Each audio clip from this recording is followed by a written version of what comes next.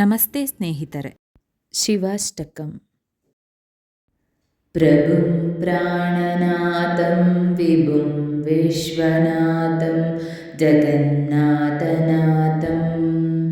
प्रभुं प्राणनाथं विभुं विश्वनाथं जगन्नाथनाथं सदानन्दभाजम् प्रभुं प्राणनाथं विभुं विश्वनाथं जगन्नाथनाथं सदानन्दभाजम् भवद्भव्यभूतेश्वरं भूतनाथं शिवं शङ्करं शम्भुमीशानमीडे शिवं शङ्करं शम्भुमीशानमीडे शिवं शङ्करं शम्भुमीशानमीडे गडेरुण्डामालं तनौ सर्पजालं महाकालकालं गणेशादिपालं गडेरुण्डमालं तनौ सर्पजालं महाकालकालं गणेशादिपालम् जटाजूटगङ्गोतरङ्गैर्विशालं शिवं शङ्करं शम्भुमीशानमीडे शिवं शङ्करं शम्भुमीशानमीडे शिवं शङ्करं शम्भुमीशानमीडे मुदामाकरं मण्डनं मुदामाकरं मण्डनं मण्डयन्तं महामण्डलं भस्मभूषाधरं तं मुदामाकरं मण्डनं मण्डयन्तं महामण्डलं भस्मभूषाधरं तम् अनादिव्यभारं महामोहमारं शिवं शङ्करं शम्भुमीशानमीडे शिवं शङ्करं शम्भुमीशानमीडे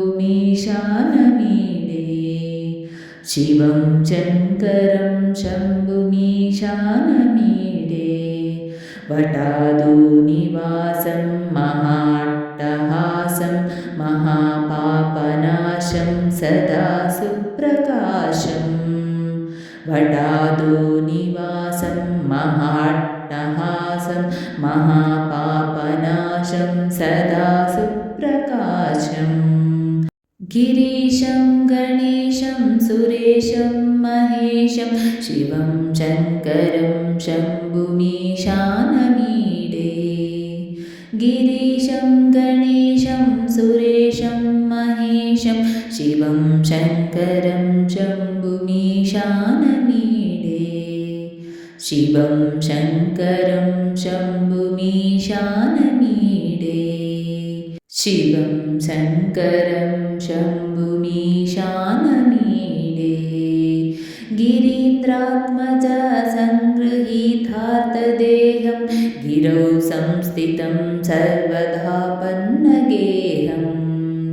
गिरीन्द्रात्मज सङ्गृहीतार्थदेहं गिरौ संस्थितं सर्वदा पन्नगेहं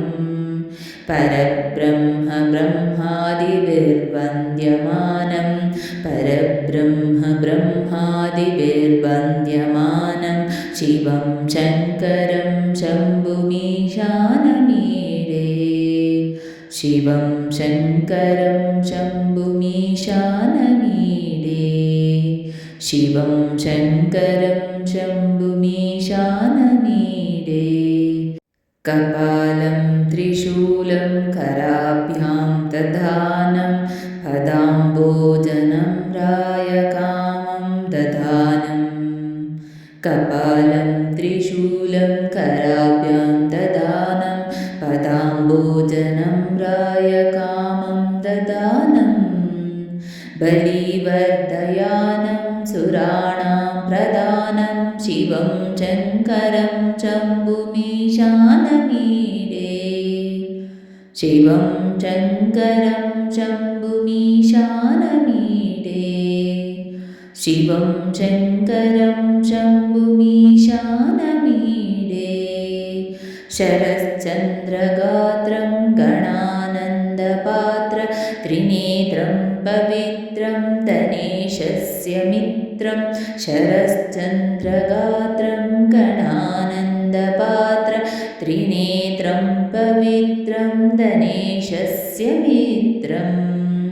अपर्णाकळन्त्र सदा सच्चरित्रं शिवं शङ्करं शम्भुमीशानमीडे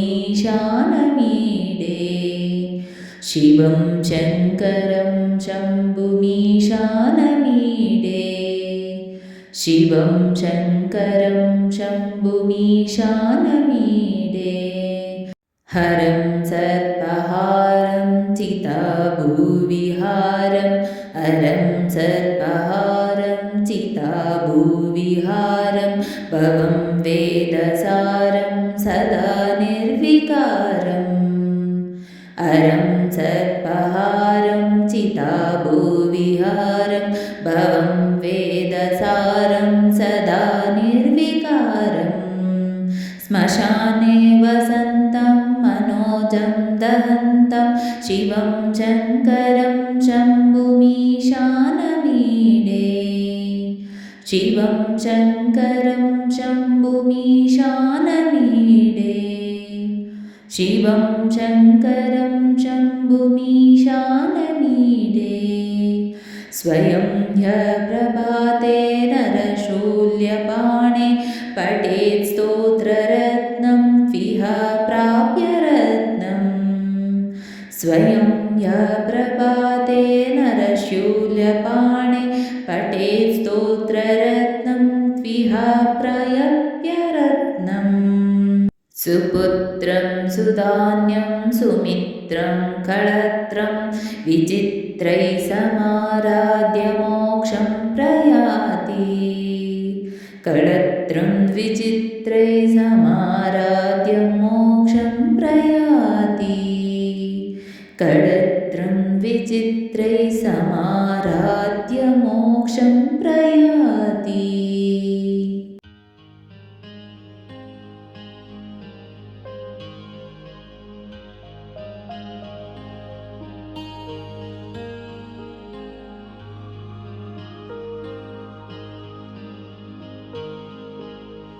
ಸ್ನೇಹಿತರೆ, ಈ ವಿಡಿಯೋ ಇಷ್ಟವಾದಲ್ಲಿ ಲೈಕ್, ಶೇರ್ ಆ್ಯಂಡ್ ಕಾಮೆಂಟ್ ಮಾಡಿ. ಮುಂದಿನ ವಿಡಿಯೋಸ್ಗಳಿಗಾಗಿ ಚಾನಲ್ ಅನ್ನು ಸಬ್ಸ್ಕ್ರೈಬ್ ಮಾಡಿ. ಧನ್ಯವಾದಗಳು.